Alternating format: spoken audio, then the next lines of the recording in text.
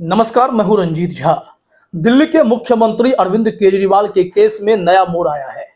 दरअसल दिल्ली कोर्ट की महिला जज न्याय बिंदु सिंह के फैसले की कॉपी अब सीजेआई डीवाई चंद्रचूड़ की अदालत में पहुंच चुकी है और वहां इस मामले में जबरदस्त सुनवाई हो सकती है। अरविंद केजरीवाल के वकीलों का मानना है कि सोमवार के दिन केजरीवाल के केस की अर्जेंट लिस्टिंग की जाएगी और सुनवाई भी अर्जेंट ही होगी, क्योंकि इसमें वकीलों की फौज ने अपनी पूरी ताकत झोंकी है और केस की गंभीरता को देखते हुए सीजेआई डीवाई चंद्रचूड़ किसी न किसी बेंच को यह केस असाइन जरूर करेंगे। ज्यादा इस मामले में चर्चा है कि यह केस फिर से जस्टिस संजीव खन्ना या दीपांकर दत्ता की बेंच को जा सकता है, अगर वो ड्यूटी पर लौट आए हैं तो। नहीं तो जो वेकेशन जज उपलब्ध होंगे उनके पास यह केस पहुंचेगा। खैर, अब यहां पर मामला दिलचस्प इसलिए हो जाता है कि अरविंद केजरीवाल के मामले में दिल्ली हाईकोर्ट के फैसले के खिलाफ अरविंद केजरीवाल के वकील सुप्रीम कोर्ट गए। सीजेआई डीवाई चंद्रचूड़ से गुहार लगाए हैं कि हमारे केस की अर्जेंट लिस्टिंग करके सुनवाई कीजिए, क्योंकि दिल्ली कोर्ट की महिला जज ने अरविंद केजरीवाल को रेगुलर बेल दी। न्याय बिंदु सिंह के इस फैसले की सराहना पूरे देश ने किया, लेकिन अंधभक्त इससे जल उठे थे। उन्होंने उस महिला जज की ट्रोलिंग की, उन्हें अनाप शनाप भी कहा, कुछ भी बोल डाला। इन सब के बावजूद जज इन सब से काफी ऊपर होते हैं, इस पर वो विचार नहीं करते। हाँ, जज न्याय बिंदु सिंह के फैसले की कॉपी पर दिल्ली हाईकोर्ट के जज सुधीर कुमार जैन ने जब स्टे लगाया, वो भी यह कहते हुए कि हमने सुनवाई पूरी कर ली है, अभी 2-3 दिन हम इस पर विचार करेंगे, बाद में फैसला देंगे, ताकि अरविंद केजरीवाल तब तक सलाखों के पीछे ही रहें, वो रेगुलर बेल का लाभ नहीं ले पाए, इसकी पूरी व्यवस्था हो गई। ऐसा लगने लगा कि ईडी के वकीलों की मानसिकता के आधार पर अगर न्याय व्यवस्था काम करने लगे तो फिर न्याय का मजाक नहीं बनेगा तो और क्या होगा।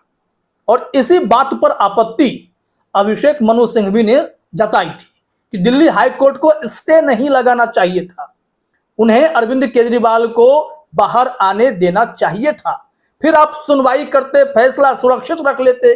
आप 1 सप्ताह बाद, 10 दिन बाद, और जो दिल्ली हाईकोर्ट का रिकॉर्ड है 1 साल बाद भी स्टे पर फैसला आता है, तो आप करते रहते, फिर फैसला पलटते आप, फिर हम सुप्रीम कोर्ट जाते। लेकिन उन्होंने ऐसा नहीं किया। ईडी की दलीलें मान ली गई कि दिल्ली कोर्ट ने हमारी बात नहीं सुनी, जबकि 7.5 घंटे तक ईडी के वकीलों को बोलने दिया गया था। 2 दिन वो लोग बोलते रहे, फिर भी उन्हें लगा कि हमारी बातें सुनी नहीं गई। अब यह मामला सुप्रीम कोर्ट जब पहुंचा है तो निश्चित तौर पर आप जानना चाहेंगे कि याचिका में क्या क्या बातें अरविंद केजरीवाल के वकीलों ने दर्ज कराई हैं, ताकि सीजेआई डीवाई चंद्रचूड़ इसे गंभीरता से लेते हुए इस मामले पर सुनवाई करने के लिए बेंच असाइन कर सके। तो चलिए हम आपको दिखाते हैं कि याचिका में अरविंद केजरीवाल की तरफ से क्या कहा गया है। और बारेन बेंच ने इस मामले में रिपोर्ट कंफर्म किया है कि अरविंद केजरीवाल के वकील गए हैं सुप्रीम कोर्ट और दिल्ली हाईकोर्ट के फैसले को चुनौती दी है। ईडी के वकीलों के होश उड़े हुए हैं कि अब कहीं सुप्रीम कोर्ट ना झटका दे दे ईडी के वकीलों को। अब उम्मीद इसकी कितनी है वो तो हम और आप जुडिशरी की रिपोर्टिंग करते हैं और आप खबरें देखते हैं तो थोड़ा बहुत अंदाजा लगा सकते हैं। चलिए, यहां हिंदुस्तान ने लिखा है कि बताया जा रहा है कि इस याचिका में केजरीवाल की तरफ से कहा गया है कि दिल्ली हाईकोर्ट ने जिस तरह से उनकी जमानत पर स्टे लगाया है वो कानून के निर्देशों के विपरीत है और यह बुनियादी मौलिक सीमा का उल्लंघन भी है। याचिका में यह भी कहा गया है कि हाईकोर्ट द्वारा जमानत पर स्टे लगाने से याचिकाकर्ता को दुख पहुंचा है, लिहाजा कोर्ट के इस आदेश को एक पल के लिए भी जारी नहीं रखा जाना चाहिए। शीर्ष अदालत से गुहार लगाई गई है कि वो हाईकोर्ट द्वारा लगाए गए स्टे को रद्द करें और अनुरोध किया गया है कि याचिकाकर्ता को जमानत दी जाए। अब आप जानते हैं कि जो यह मांग की गई वो जायज मांग है।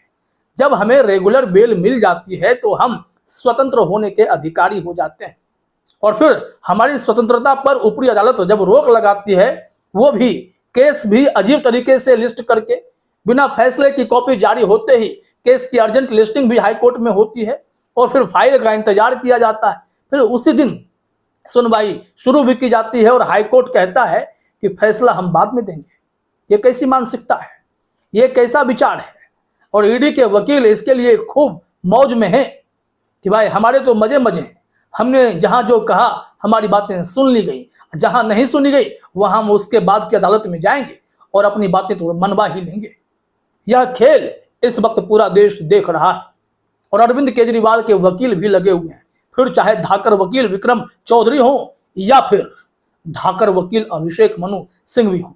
सिंघवी साहब विदेश में हैं, वीडियो कॉन्फ्रेंसिंग के जरिए जुड़ते हैं, लेकिन विक्रम चौधरी अदालत में मौजूद होते हैं, विवेक जैन भी रहते हैं। तो अरविंद केजरीवाल के वकीलों ने पूरी ताकत झोंक दी है कि सोमवार के दिन ही अरविंद केजरीवाल को सलाखों से बाहर लाना है। जिस तरीके से उन्हें फ्रेम करने की कोशिश की जा रही है, जज न्याय बिंदु मैडम ने एक एक बातों से ईडी की बखिया उधेड़ कर रख डाली थी, धज्जियां उड़ा डाली ईडी की मानसिकता पर, ईडी के पक्षपातपूर्ण कार्रवाई पर और फिर जांच को जबरदस्ती घसीटने के रवैये पर। ईडी का धागा खुल गया था और इस फैसले को सुनते ही बेचैन ईडी भागी भागी हाईकोर्ट पहुंची थी। रात भर बिना सोए सुबह सुबह 8-9 बजे पहुंच गई कि अदालत का दरवाजा खुले और हमारे केस की सुनवाई हो। और फिर हाईकोर्ट में वही हुआ जो ईडी चाहती थी। लेकिन अब जब मामला सुप्रीम कोर्ट पहुंचा है तो सीजेआई डीवाई चंद्रचूड़ के लिए भी धर्म संकट की स्थिति होगी कि वो हाईकोर्ट के साथ खड़े होंगे या फिर दिल्ली कोर्ट के साथ खड़े होंगे, क्योंकि कई कार्यक्रम में सीजेआई डीवाई चंद्रचूड़ जाकर बोलते रहे हैं कि हमारी अदालतों को क्या हो गया है। हाईकोर्ट को भी उन्होंने इस मामले में पत्र लिखा था। दोनों का मामला अलग है, हम जरा दोनों को समझा देते हैं। देश भर के ट्रायल कोर्ट से सीजेआई डीवाई चंद्रचूड़ ने अपील की थी कि आप bail is the rule principle को मत भूलें, आप किसी भी ऊपरी अदालत के दबाव में काम ना करें, डरे नहीं, भय के माहौल में काम करने की जरूरत नहीं है। आपको लगता है कि जमानत किसी भी मामले में दी जा सकती है तो आप बेझिझक होकर दीजिए, इस भय में नहीं कि हमने इधर जमानत दे दी और ऊपरी अदालत ने हमारे जमानत ऑर्डर पर स्टे लगा दिया, जैसा कि अरविंद केजरीवाल के केस में इस वक्त दिखाई पड़ता है। और ऐसे में सीजेआई डीवाई चंद्रचूड़ का एक जो मन होगा वो इस तरफ जरूर जाएगा कि हमने अपने ट्रायल कोर्ट के जजों को जो करने के लिए कहा उन्होंने वो कर दिखाया।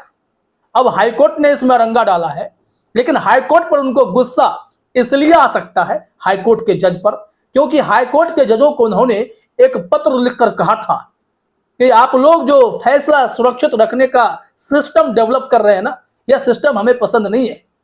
आप लोग समय रहते फैसला दें, जब केस लंबा खिंचता है तो वकील भी भूल जाते हैं और जज भी भूल जाते हैं कि मामला किस ओर जा रहा था। समय रहते इस मामले में फैसला होना चाहिए।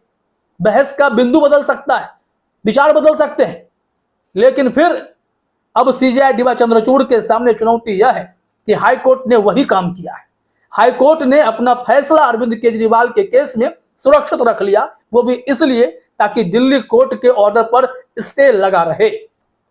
और यहां से अगर सुप्रीम कोर्ट इस मामले में कोई सुनवाई कर देता है और अगर वह सुनवाई के बाद फैसला भी दे देता है तो यह केस काफी दिलचस्प मोड़ ले लेगा, आप यकीन मानिए। लेकिन यहां पर सुप्रीम कोर्ट में एक संभावना और भी है कि वह दिल्ली हाई कोर्ट को निर्देशित कर सकता है कि आप अब तुरंत फैसला जारी करें कि आप क्या कर रहे हैं। इसके बिना सुप्रीम कोर्ट सुनवाई नहीं करेगा, जो एक प्रोसीजर है कि आप ट्रायल कोर्ट से आते हो, हाई कोर्ट तक पहुंचते हो और हाई कोर्ट से फिर सुप्रीम कोर्ट तक जाते हो।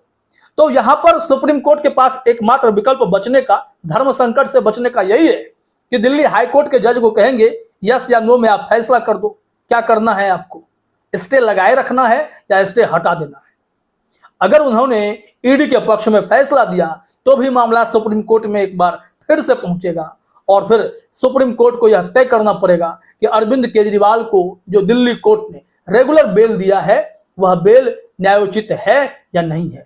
लेकिन फैसले की कॉपी में जज न्याय बिंदु सिंह ने जो भी बातें लिखी हैं वो आज के परिदृश्य में ईडी पर पॉइंट टू पॉइंट फिट बैठती है। ईडी के रवैये पर सवाल खड़े होते रहे हैं। आज अरविंद केजरीवाल दिल्ली में भुगत रहे हैं तो झारखंड में हेमंत सोरेन को भी ऐसे ही केस में उलझना पड़ रहा है। हेमंत सोरेन के केस में बार बार फैसला सुरक्षित रखा जाता है। जब कपिल सिब्बल ने इस मामले में खूब बहस की कोर्ट में, हाई कोर्ट ने 2-2.5 महीने तक फैसला सुरक्षित रख लिया, उसके खिलाफ सुप्रीम कोर्ट गए तो आनंद फानंद में हाई कोर्ट ने हेमंत सोरेन के केस में जमानत पर याचिका खारिज कर दी और फिर विवाद बढ़ गया।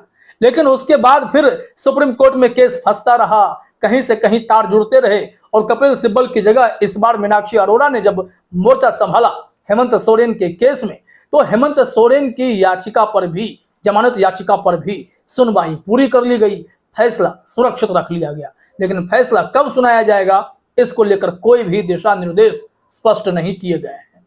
अब ऐसे में यही लगता है कि सीजेआई डी वाई चंद्रचूड़ के लिखे गए पत्र का भी हाईकोर्ट पर कोई असर नहीं होता है कि आप फैसले लंबित मत रखें, सुरक्षित रखने की जो गतिविधि है, प्रवृत्ति है, यह उचित नहीं है। अब ऐसे में धर्म संकट की स्थिति है, देखना यह होगा कि सीजेआई डी वाई चंद्रचूड़ इस अग्नि परीक्षा से कैसे बाहर निकलते हैं।